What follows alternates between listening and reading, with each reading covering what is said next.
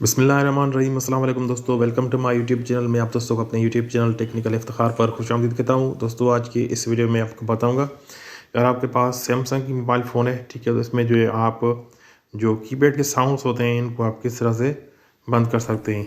ठीक है, यहाँ पर मैं दिखा दूँ आपको। जैसे ही आप यहाँ पर कुछ टाइप करते हैं, जैसे ही आप टाइप करेंगे यहाँ पर टिक टिक के साउंड है, इनको आप किस तरह से बंद कर सकते हैं।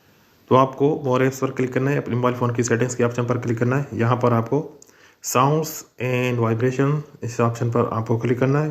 थोड़ा सा नीचे स्क्रॉल करना है, यहाँ पर आपको ऑप्शन मिलता है सिस्टम साउंड वाइब्रेशन कंट्रोल, इस ऑप्शन पर आपको क्लिक करना है। ठीक है, तो यहाँ पर आप सकते हैं पहला ऑप्शन है यहाँ पर साउंड का, उसके बाद नीचे वाइब्रेशन है। ठीक है, तो यहाँ पर आपको मिल जाता है कि सैमसंग कीबोर्ड, उसके सामने जो है ये इनेबल है ऑप्शन साउंड का, इसको डिसेबल करना है। अब जो है साउंड बंद हो जाएंगे। उसके बाद नीचे वाइब्रेशन है, लास्ट में आपको मिलता है सैमसंग कीबोर्ड, इसकी वाइब्रेशन ऑन है, इसको आप ऑफ़ कर देंगे तो वाइब्रेशन भी ऑफ हो जाएगी।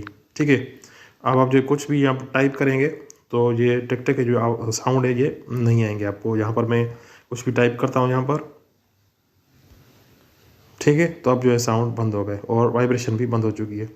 ओके फ्रेंड्स, तो इस तरीके से जो है आप सैमसंग के मोबाइल फ़ोन में जो कीबोर्ड के जो साउंड्स होते हैं उनको आप बंद कर सकते हैं। उम्मीद है कि आपको वीडियो अच्छी लगी होगी।